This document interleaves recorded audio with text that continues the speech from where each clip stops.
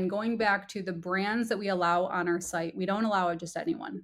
We do our full compliance of we have products shipped to us, we taste test them, we're checking packaging, we're checking COAs, we're checking their social media accounts because these brands are a direct reflection of Soberish.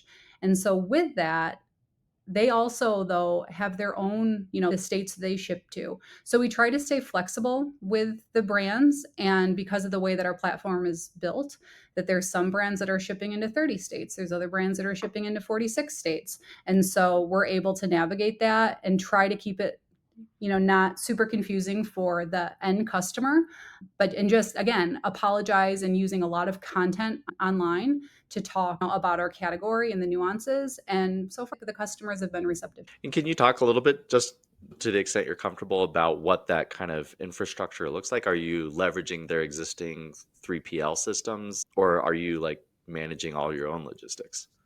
No, I'd love to tell you because I worked really hard. Team of one. I was like team of one for almost like a year building Soberish. So we built actually on Shopify. And then we have this really incredible API connector on the back end. And if a brand is on Shopify, we can connect directly into via our API into their site.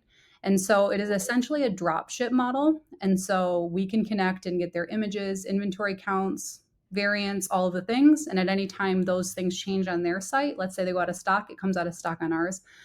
But on the flip side of that, when a customer orders, let's say they order Cycling Frog, Costallo, and Snoozy gummies, she gets one checkout experience from Soberish. She gets an email, thank you for your order. And on the back end, it calls and makes orders on their platform. And so then when those brands fulfill, they notify us or our system. They don't do anything. They just like fulfill their order in Shopify like anybody else would. And then the information comes back to Soberish, notifies the customer, your Snoozy gummies are on their way.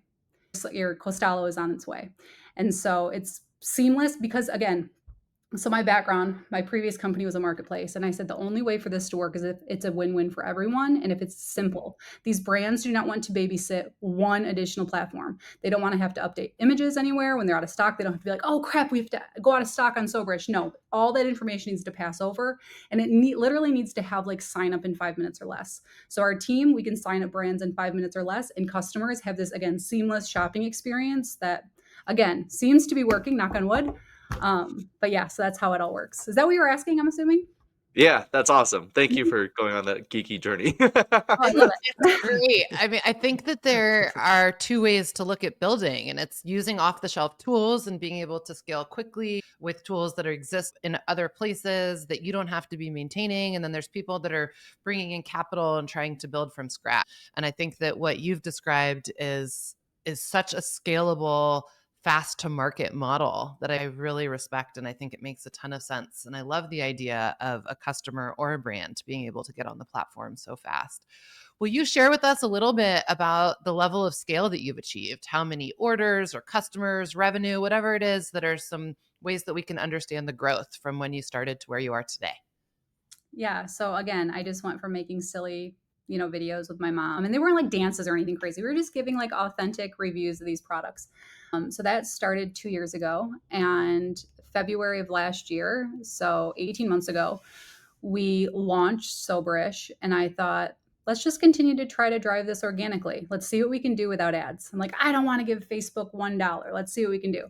I told my mom, I said, wouldn't it be great if we could do $100,000 this year without ads? And she was like, no way. I'm like, let's try. Wouldn't that be fun? But we have to like, keep up on our stuff. We did $1 million in our first year without ads. It was That's awesome. crazy. Like, it was like, I remember when we first launched, we got like 600 orders in like, I don't know, one of the very first days. And I'm like, I was panicking because I'm like, I hope this site that I've been doing all by myself actually works. Because I thought we were gonna, like, trickle in orders and like, test. I didn't actually realize people were going to use it. So that was last year. And then so in January of this year, I thought, that's silly. Kim, take your own coaching advice. If this is what you're doing without ads, think about what you can do with ads. And so we're on track to do 7 million this year. And yeah, it's been absolutely crazy. So orders, I think we're at like 100,000 customers, or we'll hit that soon. Yeah, it's just been absolutely crazy to just see unfold.